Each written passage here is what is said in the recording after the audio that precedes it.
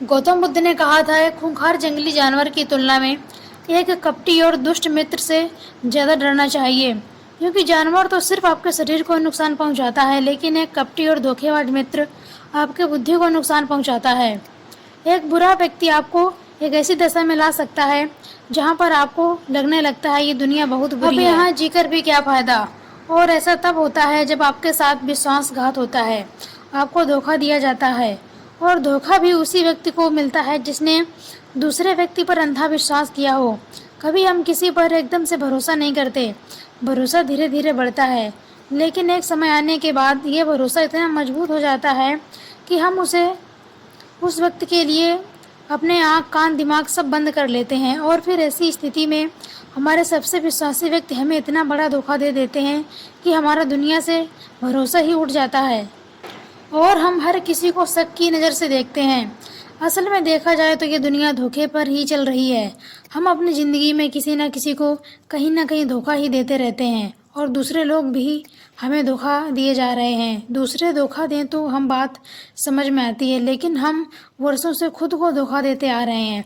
हम स्वयं को ऐसी बातें समझा देते हैं जिससे हमें सच्चाई का सामना ना करना पड़े और हम झूठी दुनिया में ही खोए रहें।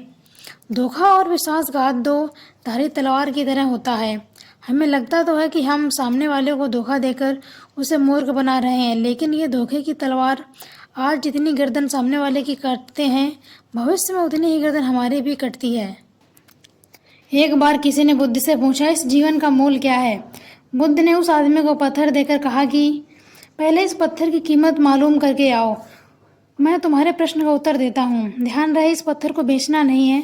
जब वह व्यक्ति शाम को वापस आया, वो विस्मित था। वो कहता है, इस पत्थर की कीमत फल वाले ने 12 संतरे लगाई, सब्जी वाले ने 1 बोरी आलू लगाई, सुनार ने 1000 स्वर्ण मुद्राएं लगाई।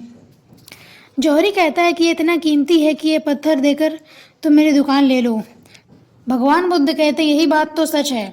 जो तुम्हारे मन के पीछे जीवन चमक रहा है, आपकी कोई कीमत ही नहीं है। आप जानते ही नहीं है कि आप में क्या शक्ति छिपी है। जब भी आप दुनिया के हिसाब से खुद को नापेंगे या बेंचमार्क करेंगे तो दुनिया अपनी अकल के हिसाब से आपकी कीमत लगाएगी। इसलिए अपने अंदर छिपी हुई शक्ति को पहचानो, उसका विकास करो, नहीं तो तुलना और प्रसिद्धि के चक्कर में जिंदगी में परेशान होते रहोगे। जीवन में मौन रहने की शक्ति। यह बात उस समय की है जब बुद्ध को ज्ञान प्राप्त हुआ था। कहते हैं, जब बुद्ध को ज्ञान प्राप्त हुआ, वह 7 दिनों तक चुप ही रह गए, अर्थात 7 दिनों तक उन्होंने कुछ भी नहीं बोला। चुप्पी इतनी मधुर थी कि उनकी बोलने की इच्छा ही नहीं जागी, कोई ऐसा भाव ही नहीं पैदा हुआ, क्योंकि हजारों कल्प बीत जाते हैं तब कोई बुद्धत्व को प्राप्त होता है।